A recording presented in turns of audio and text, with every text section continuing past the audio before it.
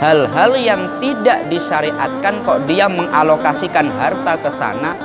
Menurut Ibnu Mas'ud dan menurut sahabat Ibnu Abbas, dia telah memubadzirkan harta.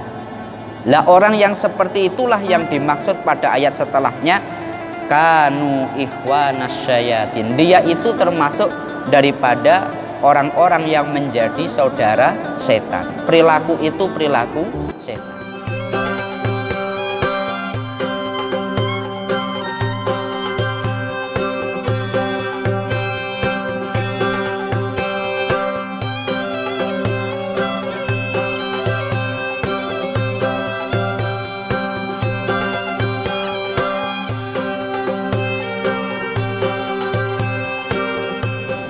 Assalamualaikum warahmatullahi wabarakatuh. Alhamdulillah wa syukrulillah wa binikmatillah, la hawla wa la quwata illa billah. Rabbi shrah li sadri wa yassir li amri wahlul 'uqdatam min lisani yafqahu qawli.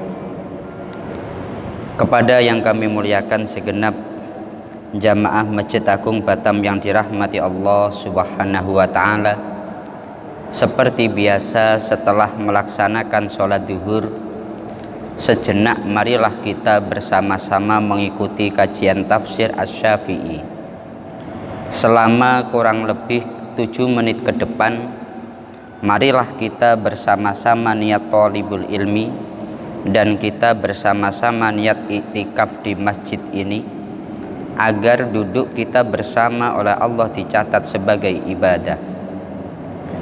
Adapun pembahasan kita kali ini sampai pada surat Al-Isra ayat 26. Allah berfirman, Bismillahirrahmanirrahim, wa atidhal qurba haqqahu wal miskina wa banas sabili wa la tubadzir tabdiro, yang artinya, berikanlah haknya kepada keluarga-keluarga yang dekat, kepada orang miskin dan orang yang dalam perjalanan, dan janganlah kamu menghambur-hamburkan hartamu secara boros.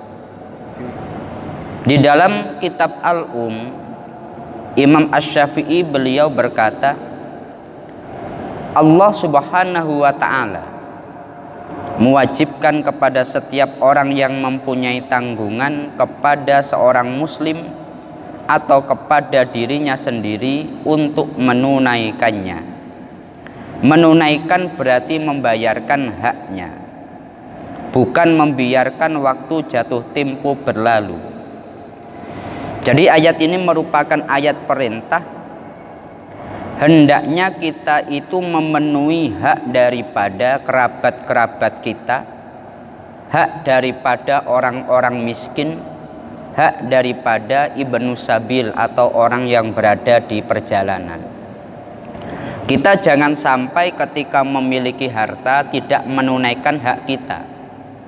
Contohnya kita punya kerabat, dia sangat membutuhkan, tapi kita kok tidak mau memberikan bantuan kepada dia.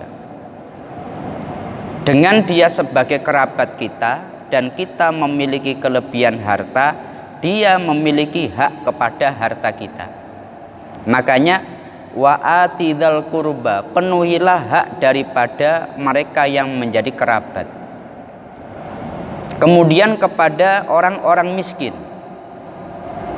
orang-orang yang dia itu memiliki ketidakmampuan untuk mencukupi kebutuhan mereka.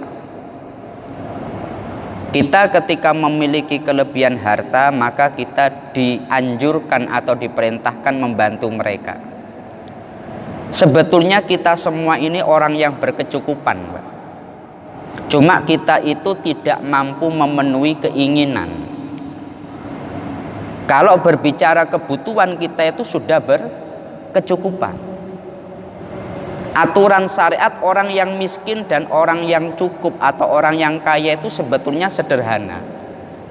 Kalau hari ini kita sudah bisa memenuhi tanggung jawab kita yang wajib, kepada anak kita, kepada istri kita, katakanlah listrik sudah beres, kemudian untuk rumah sudah beres, untuk bulan depan mungkin nggak ada hitungan, untuk hari esok nggak ada hitungan, hitungannya hari ini. Nah, berarti kita ketika ada kelebihan, maka kita dianggap telah memiliki kelebihan.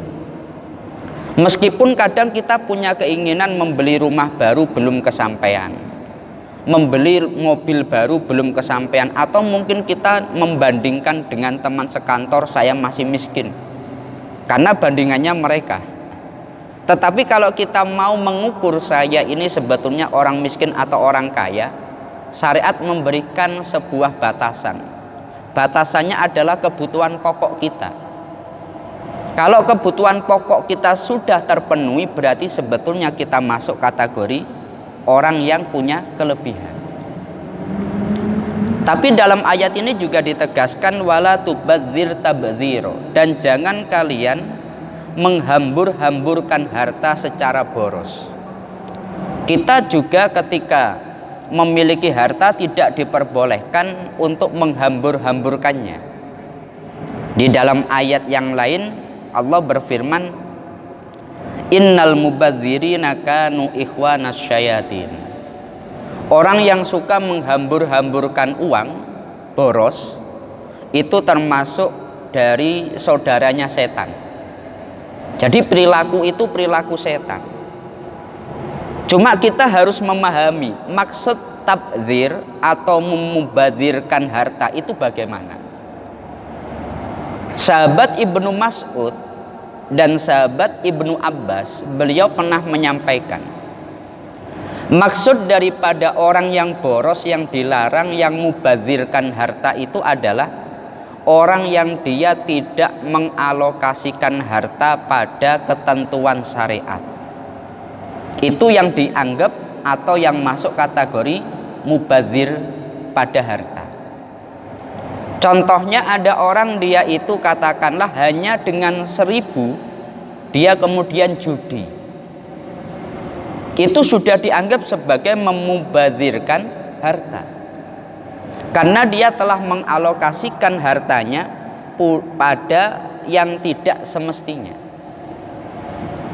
Sedangkan Abu Bakar As-Siddiq, dia ketika Rasulullah memerintahkan para sahabat untuk membantu biaya peperangan, semua hartanya diberikan.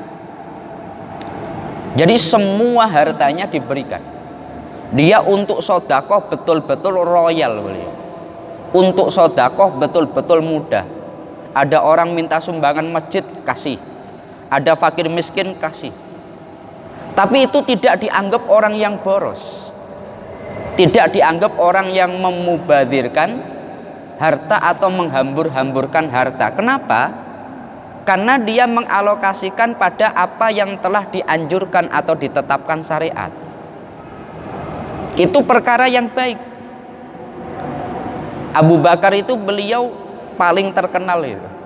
Saat Umar bin Khattab menginfakkan separuh daripada hartanya, Abu Bakar As-Siddiq itu semuanya.